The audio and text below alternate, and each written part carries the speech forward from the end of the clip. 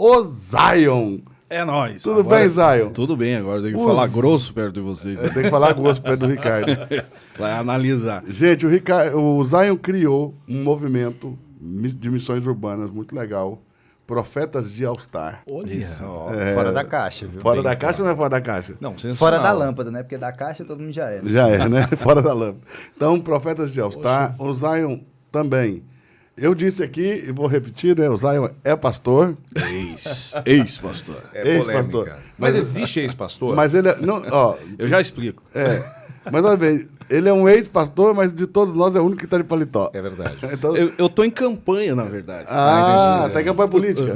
Sou candidato a deputado federal por Santa Catarina. Estava em outras reuniões. Então é por isso que ele veio de paletó, gente. Tá explicado. Mas a vontade de pregar, quando eu visto, é a mesma unção ainda. É, né? Dá vontade de pregar de novo. Vontade. Então, Encerrar o discurso com um texto bíblico. É isso aí, pessoal. Apresentados, então, vamos, então, partir aqui para a nossa bate-papo. Nós vamos falar aqui sobre um pouquinho do que faz cada um deles. Eu gostaria também que, se eles pudessem, se apresentassem de forma um pouquinho mais profunda, mostrassem um pouquinho mais da sua biografia.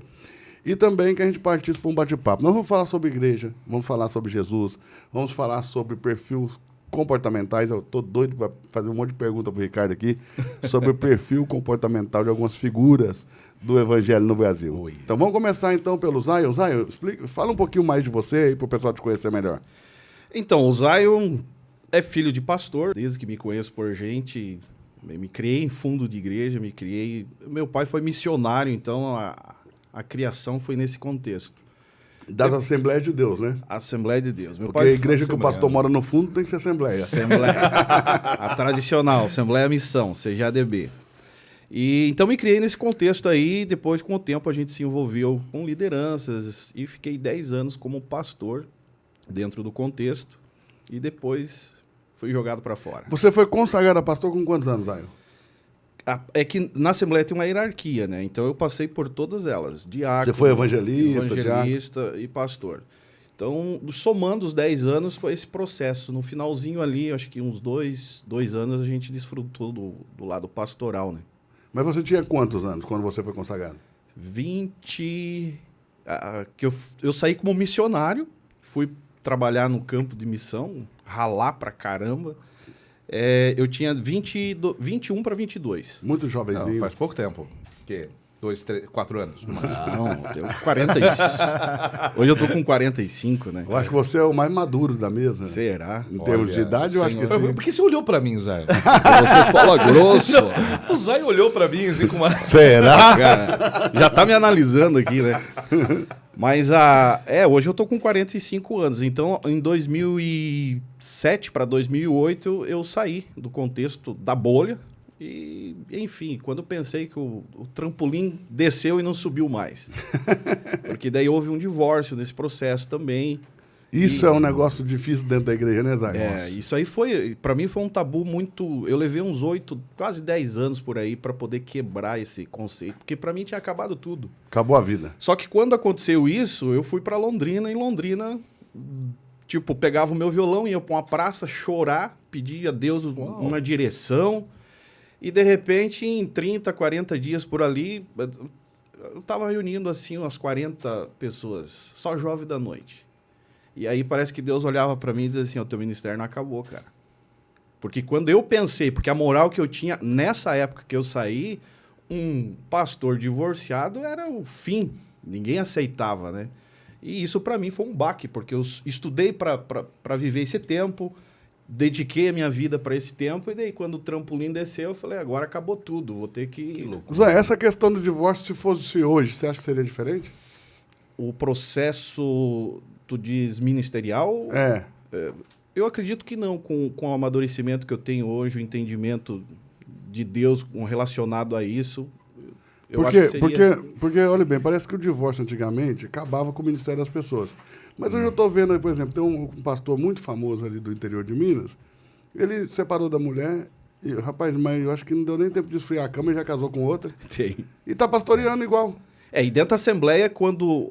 Lá não é Assembleia, mas eu acho que cada vez mais, a minha impressão... Ficou normal, né? Parece. Tá ficando, assim, aceitável. Aceitável, exatamente. No meu tempo, não. O seu tempo era... Meu Deus, foi acabou um o baque, casamento, cara. acabou o ministério. Acabou a vida.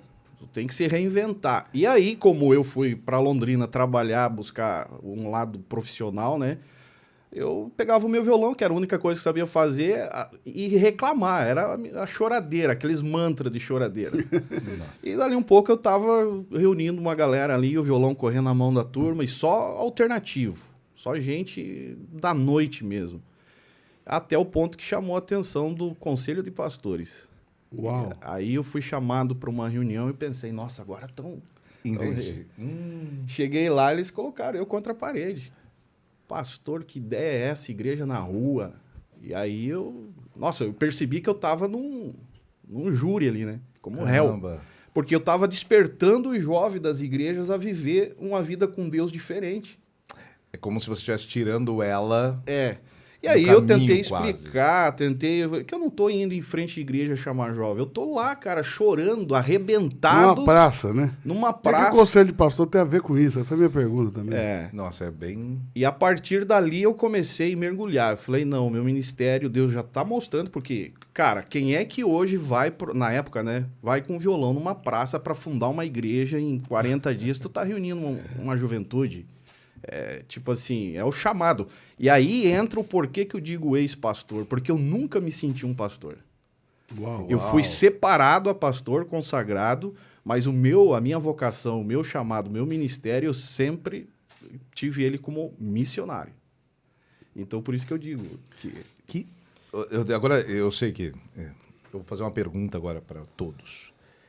Existe como ser realmente chamado, né, receber esse chamado, mas todavia estar no ministério, ser, por exemplo, uma pessoa que leva a palavra, que convida e também que luta por isso, que sofre por isso na medida do possível, ali, levando que nem você numa praça, e ainda assim não se vê como pastor diante disso?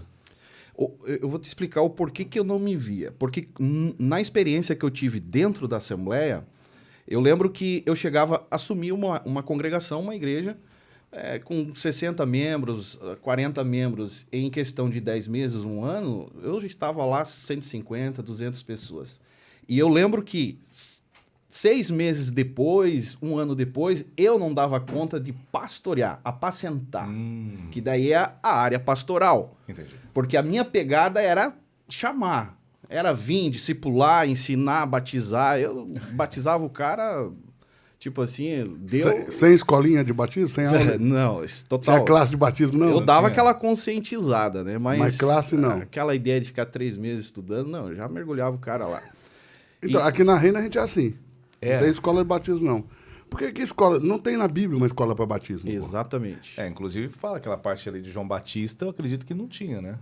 João Batista ainda não tinha cristianismo. Nós vamos pegar Filipe. Felipe. Com o eunuco, né? Porque Filipe com o eunuco creu e perguntou, o que eu preciso para ser batizado? Filipe falou, água. Ali tem. Bora.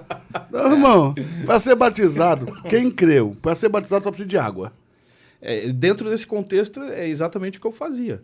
E aí eu percebi a dificuldade que eu tinha de ter. Mas pra você ver o que são os tempos, né? Porque naquele tempo escandalizou, hoje qualquer um que fizer, ninguém vai falar nada.